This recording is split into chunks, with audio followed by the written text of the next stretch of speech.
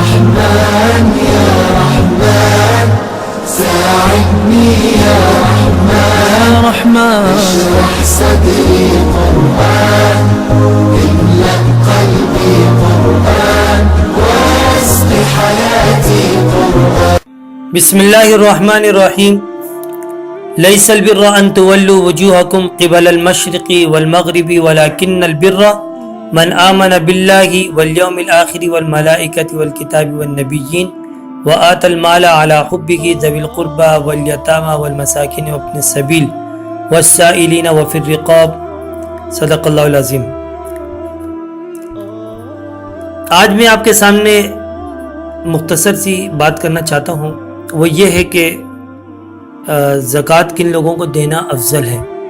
آج کل ماحول اس طرح کا چل رہا ہے، رمضان کے مہینے میں ماشاءاللہ لوگ بہت زکوٰۃ ادا کرتے ہیں، اور اللہ تعالیٰ سب کی زکوٰۃ کو قبول فرمائے، سب کے مال میں برکت عطا فرمائے.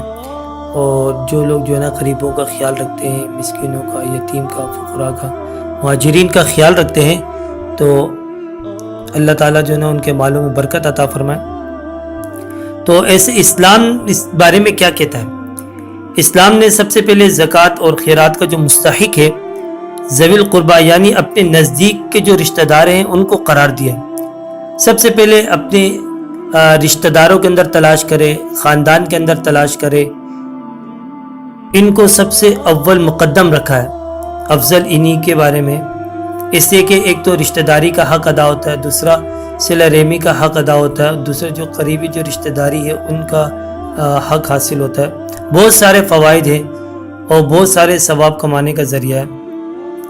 اس لیے رشتہ داروں کی مدد کرنی سب سے زیادہ مقدم ہے. اس سے دو ثواب حاصل ہوتے ہیں، ایک تو صلہ رحمی کا یعنی رشتہ داروں سے نیک سلوک کرنے کا، اور دوسرا زکوٰۃ کا جو ادا کرنا ہے، عزیز و اقربا کو زکوٰۃ دینا افضل ہے. اور اس سے اور بھی بہت سارے معاشرتی فائدے ہیں. اس سے خاندان میں باہمی محبت پیدا ہوتی ہے، رواداری پیدا ہوتی ہے، اور فتنہ اور فساد کی جڑ جو ہے نا وہ کٹتی ہے. اسلام کی تعلیم یہ ہے کہ ذوی القربہ کا ہر حال میں خیال رکھنا چاہیے، اور خیال رکھنا بھی چاہیے، اور ہر حساب سے جو ہے نا ان کی مدد کرنی چاہیے. اور ذوی القربہ سے مراد مقامی باشندے بھی ہیں، یعنی اپنے بستی، اپنے گاؤں، اپنے شہر کے مسلمانوں کی اصلاح اور فلاح پر زکوٰۃ کا روپیہ خرچ کرنا بھی افضل ہے. پہلے اپنے شہر والوں کی ضرورتوں کو پورا کریں، اور پھر دوسری جگہ کے جو باشندے جو رہنے والے ان کا خیال رکھیں.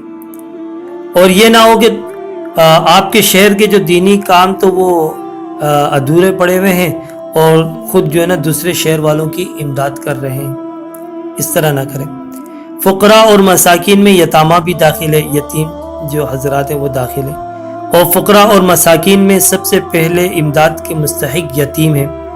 یتیم اس نابالغ بچے کو کہتے ہیں جو ہنوز و تعلیم اور تربیت کا محتاج ہے اور کسب معاش پر قادر نہیں ہے، جو سن رشد کو بھی پہنچ گیا ہو مگر اپنا نفع اور نقصان سمجھنے کی صلاحیت بھی نہیں رکھتا، اور اس کا باپ چھوڑ کر اس کو مر جائے، وہ بھی یتیم ہی ہے. اگر باپ کا سایہ سن بلوغ کے بعد سے سر سے اٹھا ہے تو وہ یتیم نہیں کہلائے گا، بلکہ رہا ماں کا زندہ رہنا یا نہ رہنا دونوں برابر ہیں. ایسے یتیم بچے سلوک و امداد کے سب سے زیادہ مستحق ہیں، اور ان کو زکوٰۃ دینا بہت ہی زیادہ افضل ہے. زکوٰۃ دینے کے لیے تھوڑی سی محنت کرنی پڑتی ہے، مشقت کرنی پڑتی ہے، تھوڑا سا جو ہے نا انسان کو اپنا جو ہے نا وہ مارنا پڑتا ہے کہ تلاش کریں کہ کن لوگوں کو زکوٰۃ دینی چاہیے، اور اپنے مستند علماء سے جو ہے نا اس کے بارے میں پوچھنا چاہیے، تاکہ جو ہے نا ان کی رہنمائی اور مشورے سے جب انسان چلے گا تو یقیناً فائدہ ہوگا، دنیا میں بھی فائدہ ہوگا، آخرت میں فائدہ ہوگا، اور معلومات انسان کے سامنے آئے گی کہ دین ہمارا اس بارے میں کیا کہتا ہے، اللہ تبارک و تعالیٰ کا کیا حکم ہے، پیارے نبی اعظم محمد عربی صلی اللہ علیہ وسلم ہمیں اس چیز کے بارے میں کیا تعلیمات دیتے ہیں. تو اللہ تعالیٰ ہم سب کو ان تمام باتوں پر عمل کرنے کی توفیق عطا فرمائے. وآخر دعوانا ان الحمدللہ رب العالمین.